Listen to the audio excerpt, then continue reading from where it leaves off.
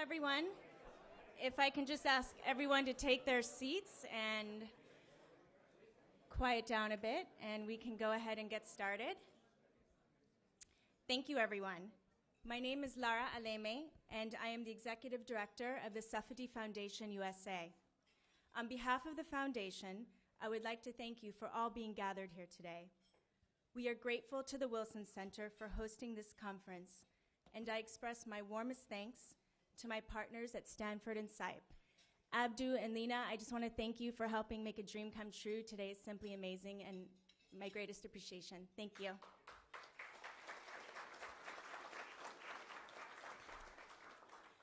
I would also like to pay special recognition to the representatives from the US government, World Bank, IMF, and the diplomatic community that are here. We are delighted to welcome over 25 diplomatic missions from across the world, including 14 ambassadors who have taken the time out of their busy schedules to be with us today. We had an exceptional day featuring two panels, one on regional Arab reform and another on economic development and energy reform in the Arab world. Now we will soon hear from His Excellency Mohamed Safadi, Minister of Finance from the Republic of Lebanon, who will present awards to our Safadi scholars. And then our featured keynote speaker, Madame Christine Lagarde, Managing Director of the International Monetary Fund, who will shortly be introduced by Ambassador Gildenhorn. But first, a few words about the initiative we are honoring today. The Safadi Stanford Initiative for Policy Innovation is a partnership between Safadi Foundation USA and the Program on Arab Reform and Democracy at Stanford University's Center on Democracy, Development, and the Rule of Law that aims to promote viable policy recommendations concerning governance issues in Lebanon and the Arab world. The initiative selects scholars on a competitive basis and publishes their research and findings to be disseminated in the policymaking community. The purpose is to promote new thinking and bridge the gap between development and governance in the Arab world. And now it is truly an honor and pleasure to present to you Minister Mohamed Safadi. For those of you who do not know him, Minister Safadi is a reform-oriented leader from Lebanon. He has served his nation in 4 different governments. In addition, he heads his Safadi Foundation in Lebanon, which has greatly improved the livelihoods of Lebanese citizens through its education and job training and women empowerment programs. So it brings me great pleasure to welcome His Excellency Minister Mohamed Safadi. Thank you.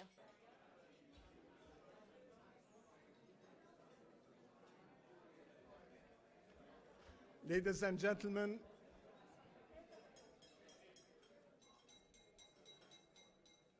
I'm back. Thank you, Lara, and again, I want to express my gratitude to the Wilson Center, Stanford, and CIPE for their support. Today, we will be hearing from an exceptional leader, our special guest, Madame Christine Lagarde, Managing Director of the IMF.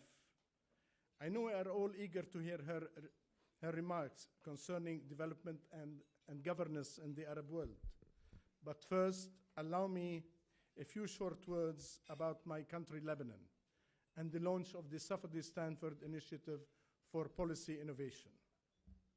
When I last spoke at the Wilson Center in March of 2010, I discussed the topic of reform in Lebanon, and the question I posed was whether or not reform is possible. And now the question I pose before you, concerning not just Lebanon, but for the region as a whole, in the wake of the Arab Spring, is how democracy and good governance are possible in ethnically and or religiously divided societies. I believe this will be the question that will require our attention for the years to come if we are to see successful democratic transitions in the Arab world. It is one of the most delicate challenges ahead for emerging Arab governments, rebuilding their societies. Lebanon has been a democracy. It is a democracy, and we want Lebanon to remain a democracy, despite the many internal and external challenges it has faced since independence in 1943.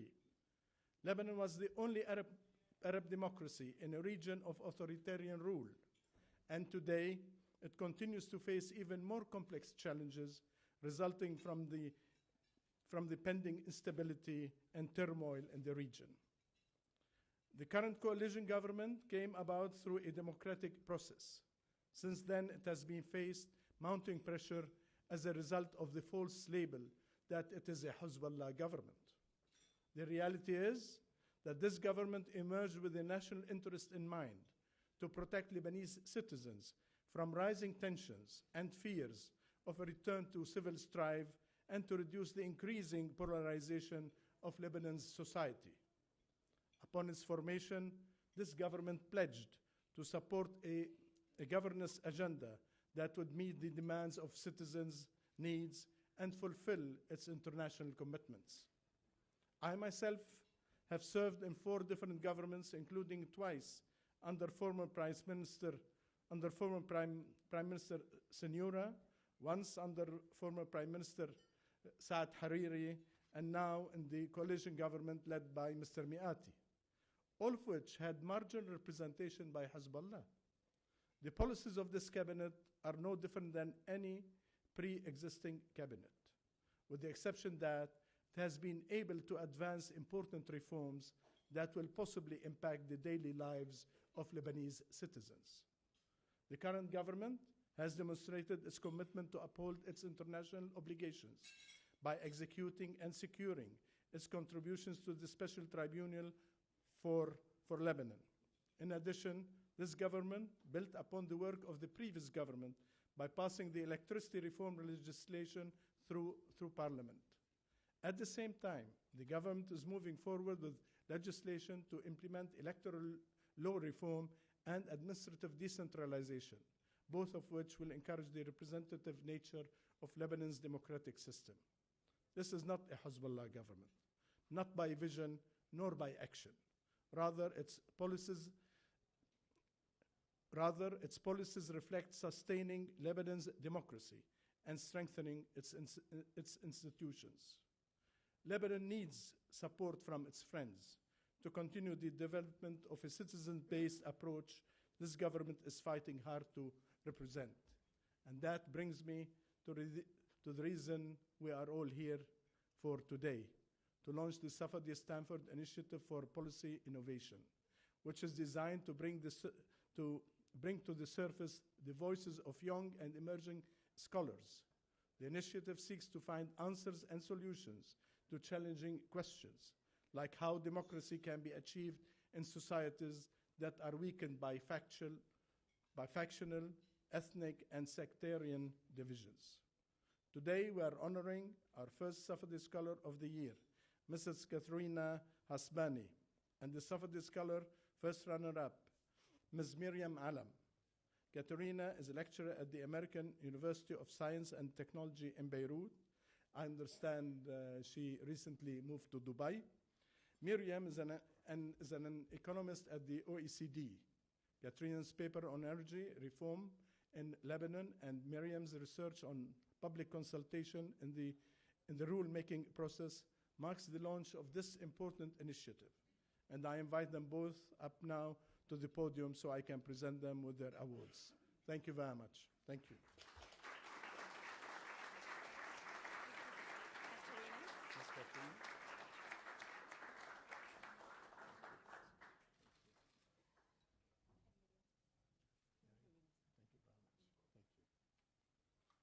Thank you very much.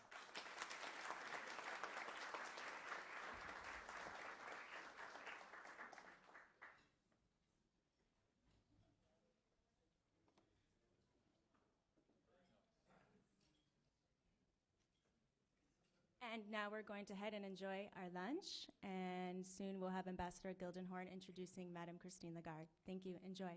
Good afternoon, everyone. On behalf of the Woodrow Wilson Center, we're just so pleased to host this very, very important conference, and we thank you all for coming. I'm Joseph Gildenhorn. I'm chairman of the board of the trustees of the Wilson Center, and I thank you for being here. The Wilson Center is the National Living Memorial honoring President Woodrow Wilson, and it provides a strictly nonpartisan space and venue for the interaction of the worlds of policy and scholarship.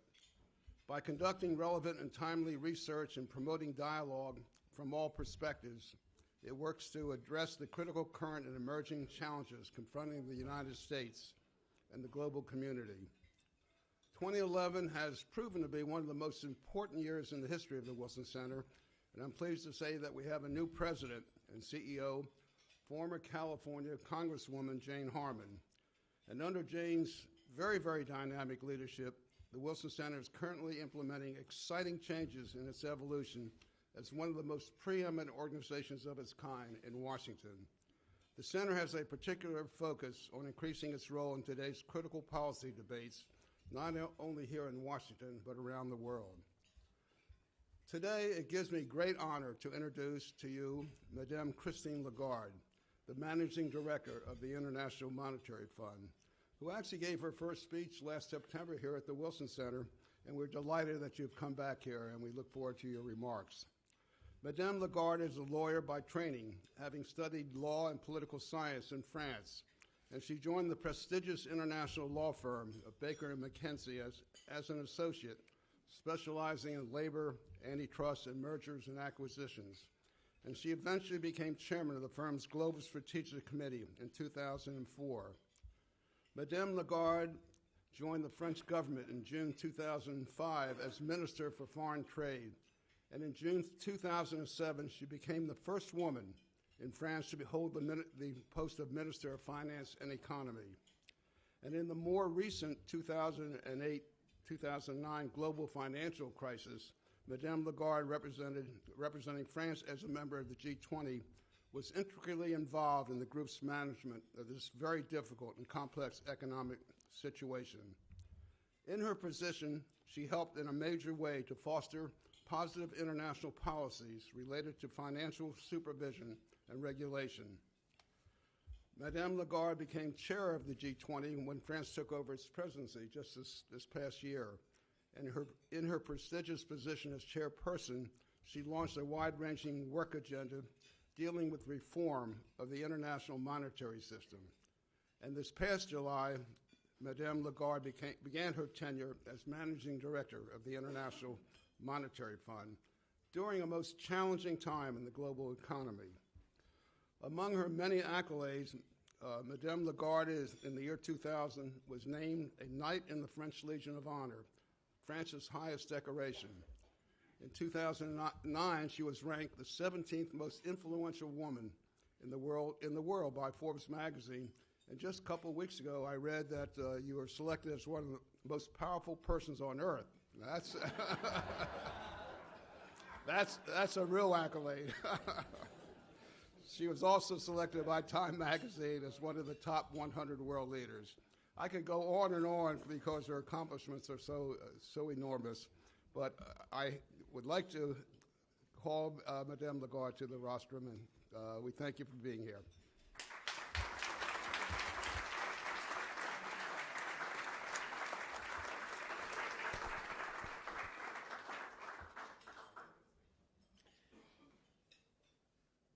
Thank you very much, Monsieur l'Ambassadeur.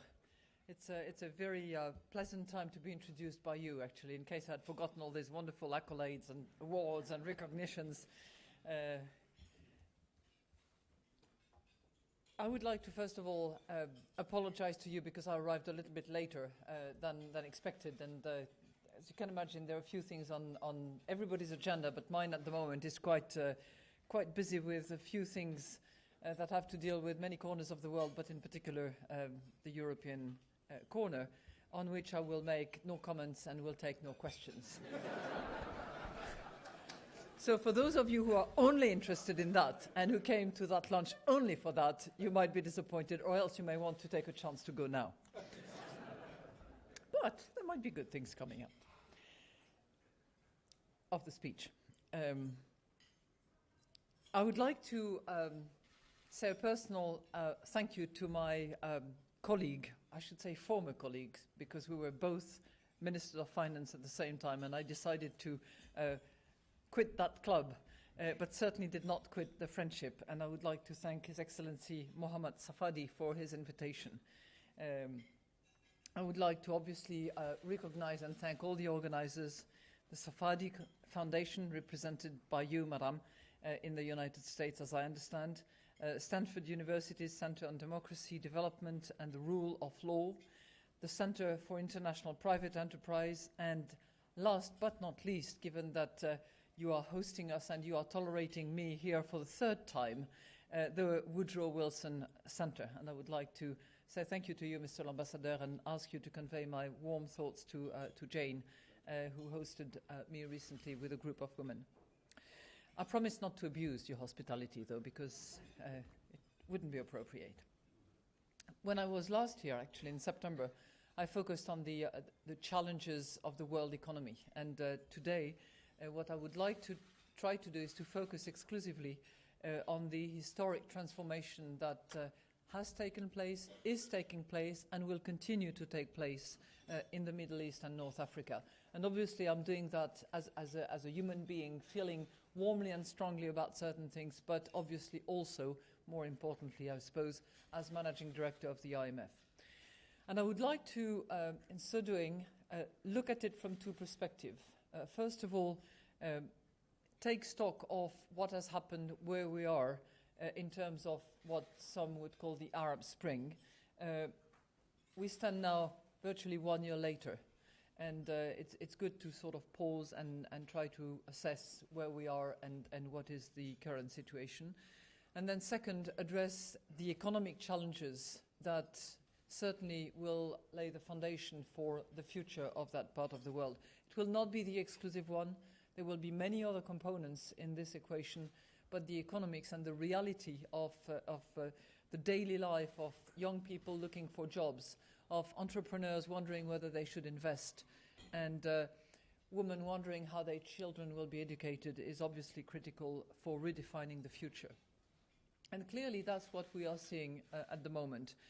This rejection of the past that has taken place and that has unfolded over the last 12 months, and the definition or redefinition of the future, which is full of promises, but full of very, very hard work as well.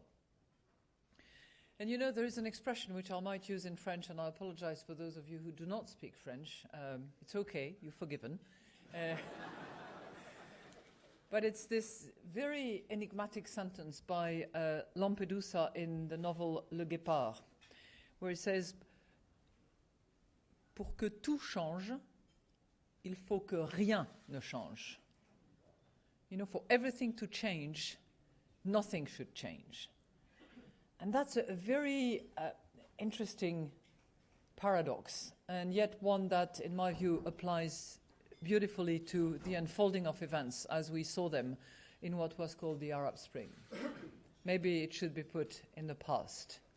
It's because nothing had changed that everything had to change. And it looks as if a lot of things have changed in the Middle East. But at the time, very few realized where the journey would lead. And when past Mohamed Bouazizi, the young Tunisian street vendor, set himself on fire last year, who could have predicted that his tragic death, him taking his life away, would herald a whole new Middle East? Who would have foreseen that this act of desperation against a violation of human dignity would ignite a flame that would eventually illuminate the entire region, toppling governments and leading to mass awakening of social consciousness? Now, this much is clear. The Arab Spring embodies, and some of you are much better positioned than I am to say so, but this embodies the hopes, the dreams, the aspirations, the expectations of people yearning for a better way of life, yearning for greater freedom, for greater dignity, and for a more widespread and fairer distribution of economic opportunities. And this was particularly true for the younger generation that represents, as you all know, a very significant share of the population in most of those countries. One might dispute anywhere between 30% and 40%, depending on where you set the bar, but it's a significant number of the population. And today, as we look back, a year has passed, and the state of play remains very uncertain. Spring has naturally turned to autumn, and autumn will eventually turn to winter, and people feel a bit uneasy, and they grow impatient, particularly the young population. And this is obviously to be expected. Momentous changes of the sort that we witnessed, the molding of a new society, that is never smooth, that is never easy. And they're almost always mess and massive complications. But still, it is fair to say that the setbacks that we're seeing today, that are very much commented upon, have been higher than expected. It's always been clear that each country must find its own path, and that is clearly the viewpoint that took some of the Western leaders vis-à-vis those countries. You have to develop your own model. You have to turn your future into what you want it to be. It's not for us to do so. And the pace of change will vary from country to country. But few predicted the size of setbacks or the intensity of the disruptions. And here I'm obviously thinking of those lives lost in places like Libya, like Syria, like Yemen. And such violence against civilians is just never, never acceptable. And it's always a blight on humanity. Now we're moving ahead into the most difficult period of all, because it's the middle of this delicate transition between rejecting the past, as we witnessed, and forging the future, as local populations want it, as we, if we're not local, want it to see happen. And it's a difficult time. As the wonderful Lebanese poet Khalil Gibran said, "Yesterday is but today's memory, and tomorrow is today's dream." And this is what we are seeing unfolding. And it's a risky and uncertain period, and it's a period when hard choice must be made, when the post-revolutionary euphoria must settle, and when, unfortunately, practical concerns, day-to-day life, the urgency of the matters actually arise. And it's time for actually trying to accommodate that and to mold the future. It will be important to manage this transition in an orderly way, and I would like to pay special tribute here to the people of Tunisia, who are going through it very smoothly.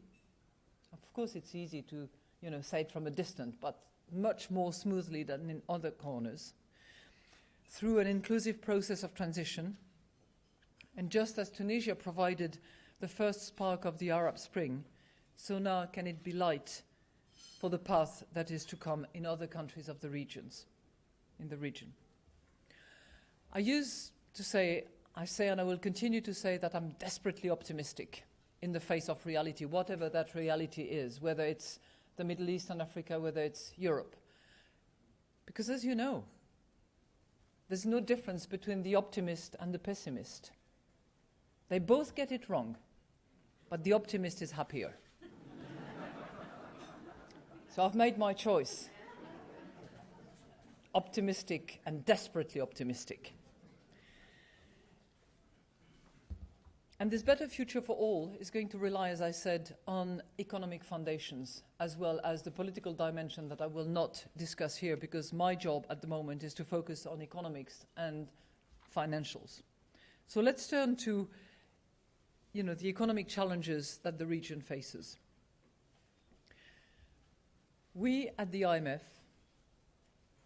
probably more so than at the World Bank, who is present amongst us, we focus on the top lines, sometimes on the bottom lines, not so much as the corporate sector would say, but we focus on the lines, we focus on numbers, we focus on statistics.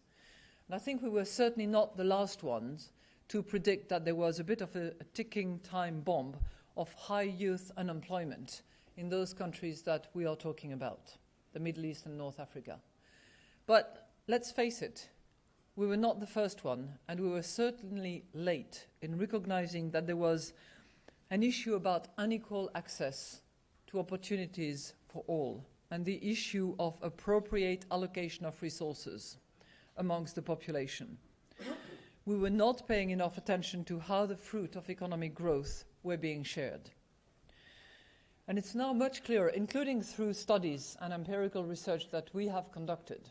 it is much clearer that more equal societies are associated with greater economic stability and more sustained growth. We've actually published those studies, and they are available, including an executive summary that is easy to read on the IMF website, because we think that it's an important dimension that has to be taken into account in that region of the world as well as in other regions of the world. Because the overarching goal from an economic perspective for the Arab Spring remains clear. It has to be higher growth, but it has to be growth that creates growth that is shared equitably amongst all strands of society.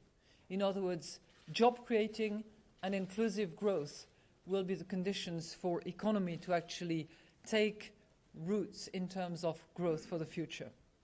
But how do we get there? And how do we turn the dreams of the Arab Spring into economic reality? Because the risks are not only political, and I'm sure it's very much on the mind of some of you, but they're also economical and financial. And it's very much intertwined. One will go with the other and vice versa.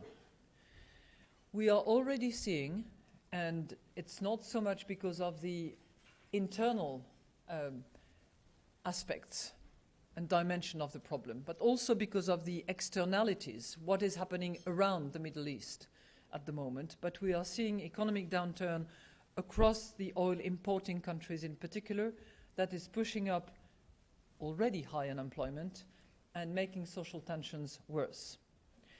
Now, these risks must be managed very carefully, and in this context I would like to just identify two things: the macroeconomic stability and this concept of inclusive growth, and then I'll conclude with what the international community, including international institutions such as the IMF, can do. I promise I'll be relatively brief on all those points, because we could talk forever about it.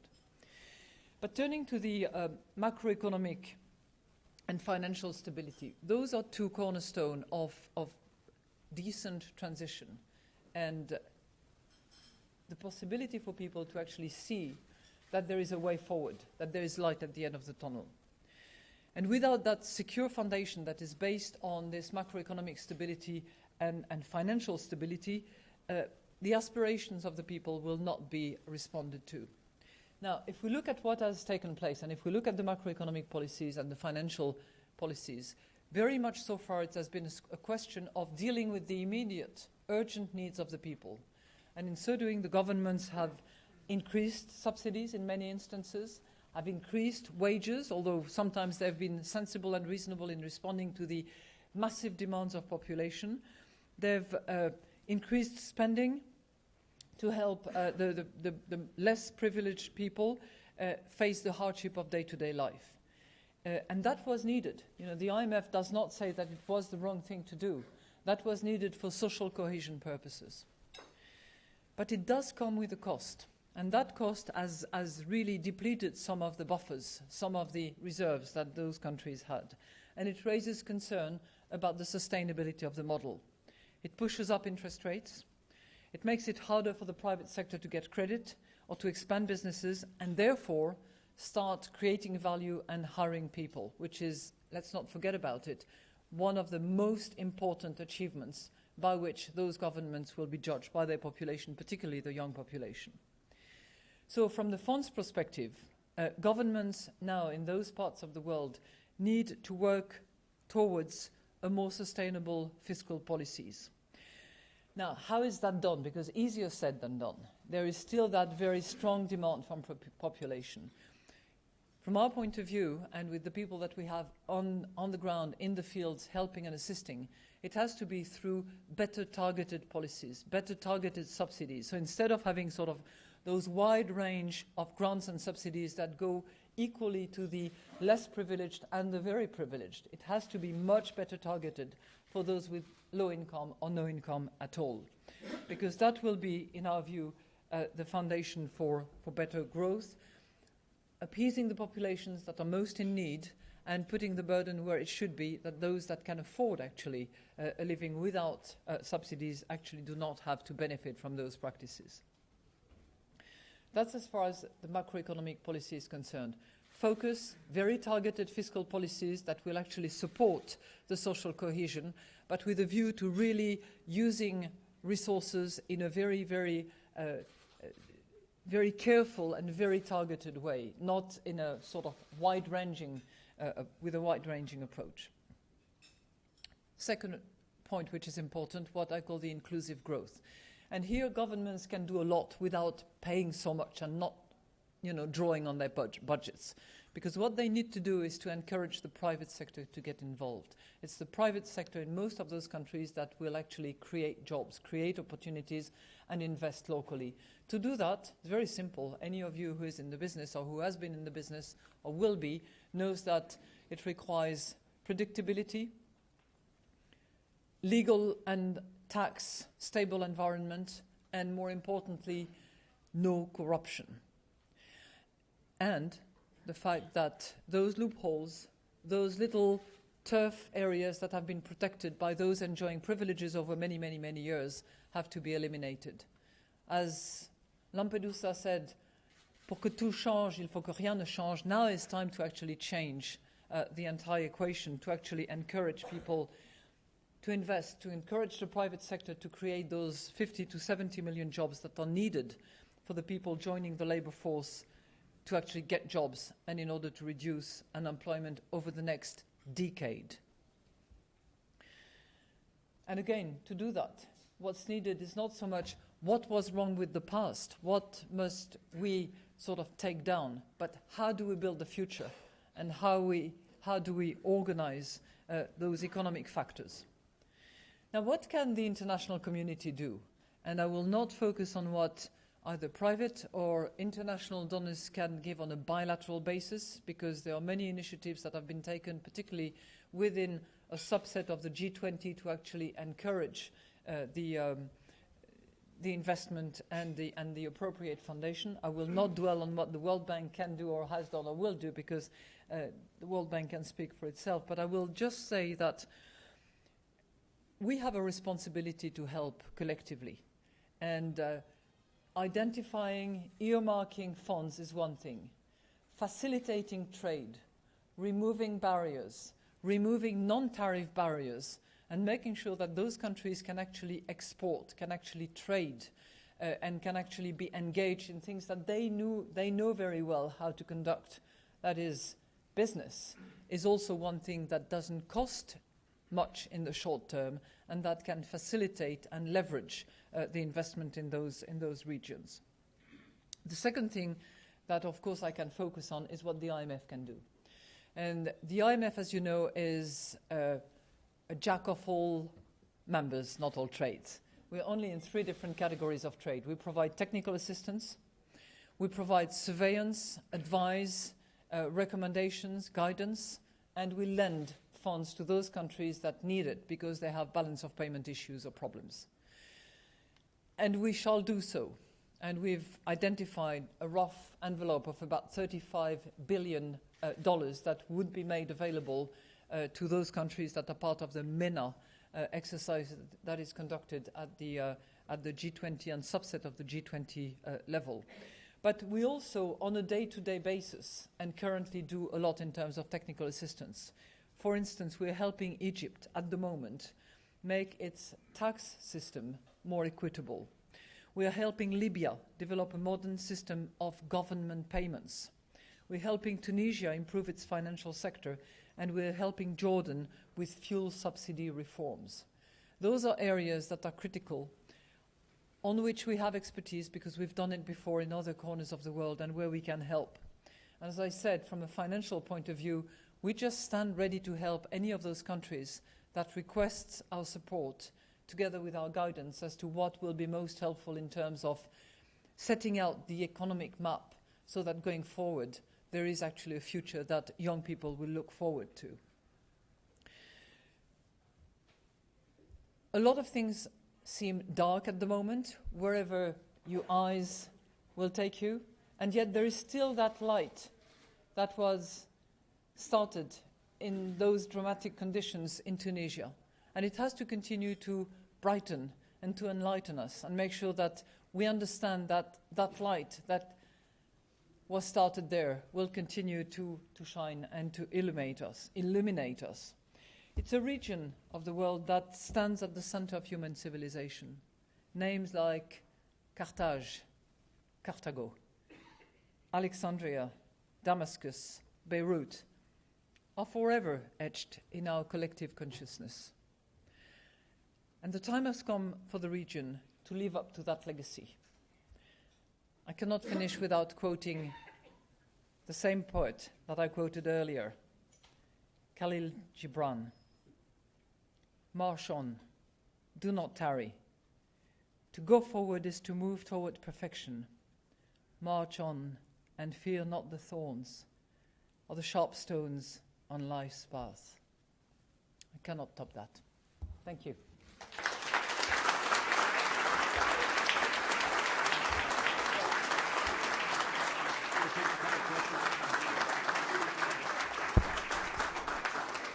Madame Lagarde has graciously agreed to take a few questions, but they should be limited to the discussions today in the Middle East and not Europe.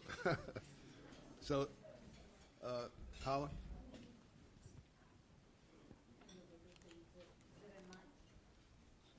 Yes, Please identify, those asking questions identify themselves. I'm Haleh Spandiari from the Wilson Center. Mr. Qannouchi was here last week and he made the round. And he said when the revolution started, there were 400,000 unemployed in Tunisia. Today, they have 1 million. And the priority, if his party forms the government, is going to be take drastic measures for the economy, including creating a safe environment to bring back investment. In your experience, is that possible to do it within the next 6 months? Because he was hoping that, in the next parliament, elections, they would win really a substantial majority. But is it possible to deal with the current problems of Tunisia? And because you mentioned that the IMF is involved, to help them out of this current position, given your optimism? Well, what I can say about Tunisia and any other country that is going through the process is that the route that they have taken and the resolution, the solidity and seriousness with which they are tackling their problems is certainly the most convincing argument to encourage investors to come back to Tunisia for those of them who had left. Because, the process is always the same. In case of trouble, in case of threat, investors go away, they leave. The moment they see that calm is restored, that institutions are going to be in place, that predictable governments will be in charge, that there is an economic platform that associates, foreign direct investment capabilities and hospitality, I was going to say, as well as qualified labor, they will come back. And I'm convinced that as far as Tunisia is concerned, if it proceeds along the lines of what we have seen lately, I'm sure that investors will come back. Let's not forget either that a lot of Tunisians are outside of Tunisia, and the amount of remittances will also increase when they understand that the remittances will be safe, will be directed where they are to be directed. Tourism will also pick up and come back in Tunisia. There's been a lot of sort of diverted investment, tourism, transfer of money to that country that in my sense will be just reactivated as a result of what we are seeing developing in Tunisia. Yes.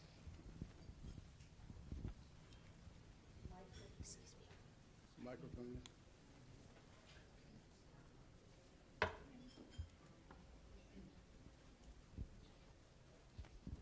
Thank you, Maha from the Council of Woodward Wilson. You mentioned that you help some countries in the Middle East, part of it financial help, the IMF, do they take measures to control the corruption and not to abuse these aids by, do you have measures to take into?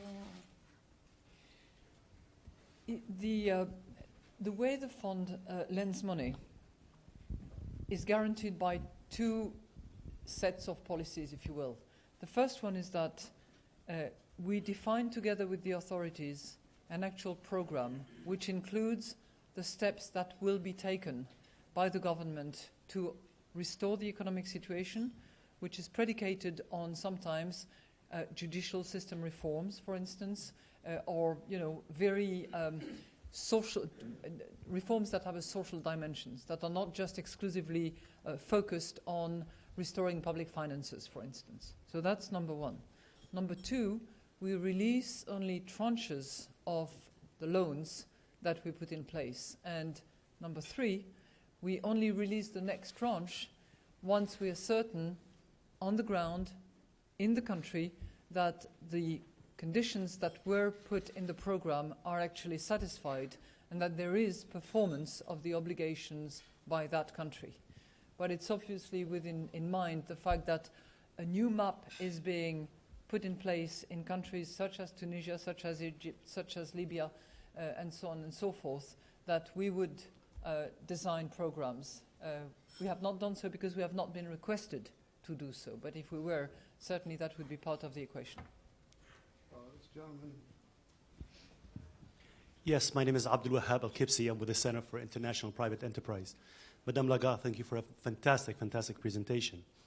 What's going on right now in the Middle East, where change has happened or where countries are trying to avoid change, some of the demands are for more government employment, for more subsidies, and some of the responses, whether in Egypt or Tunisia or in Jordan or Oman, has been for more of that, more employment at the Ministry of Interior, more subsidies for bread, more subsidies for gasoline, etc. And if you couple this with nationalism, sometimes from the government perspective, we're not going to let the IMF tell us what to do. We're not going to tell the United States, twist our arms to change. How do you deal with that? How are you able to deal with that and try to help them to reform so the change is better for the future, not just for the short-term responses? Thank you. I think the best way to convince that we can be of help, and here I'm obviously speaking for the IMF, is to actually demonstrate through our technical assistance programs that we are not there to interfere. We're not there to take over. We're not there to, as power holders, but we're there to help and support and assist. And it's on a pure voluntary basis that we come in. We don't impose anything. We offer. The fund that we make available is the fund of our members. All the countries that we have in mind and that we're talking about are members of the IMF. So they belong to the community of the IMF. So technical assistance, voluntary basis, part of the same family, and fourth and probably foremost, the fact that in other corners of the world where not exactly similar changes, but major changes sometimes have taken place, and I'm here thinking about Central and Eastern Europe, for instance, or the Baltic countries, programs have been put in place in good understanding and in good partnership with the local authorities and have actually worked. So this issue of the stigma that that is often discussed is best defeated by, we're not here to impose. We're here to serve, but you're going to help yourself, and as you help yourself, we will be able to help as well. And once the help is given and the result is on the table, then it's all yours. It's not ours. We step out, go away. You have time for two more questions? Yes. Lady there and the gentleman, the ambassador. Hello, my name is Amal Mudallali. I'm advisor to Prime Minister Hariri of Lebanon. Thank you for your leadership and thank you for your presentation. My question is related to assistance, economic assistance to the MENA region. in the atmosphere that's going on in Washington with these restrictions on financial economic assistance, and we heard this morning that the United States is cutting down on assistance, and the Congress is looking very clearly at that. So there is no Marshall Plan for the Middle East that Europe had after World War II. And with the economic situation and financial problems in Europe, do you think that this can be done with the help only of international organizations like the IMF and other institutions? What kind of impact this crunch in economic assistance to the region is having on getting this region out of the situation that's in now? Thank you. Well, I can only speak for my organization. And as I mentioned to you, the IMF has earmarked $35 billion that could be made available as loans to the countries that we have in mind. It's about 5 of them, if I recall. In addition to that, and in the context of what you referred to, that is less room in advanced economies budgets, nonetheless, a lot of the advanced economies and a lot of the Gulf countries have committed a plan which is not insignificant and that can be drawn on. I think my recollection is that it's the African Development Bank that is currently holding the coordination efforts together. But there is a lot that is available. It doesn't necessarily have to be called the Marshall Plan. Maybe another designation would be appropriate, but it's not as if the international community was not making the effort to support what is happening in the region. Let this be the last question. Mr. Ambassador.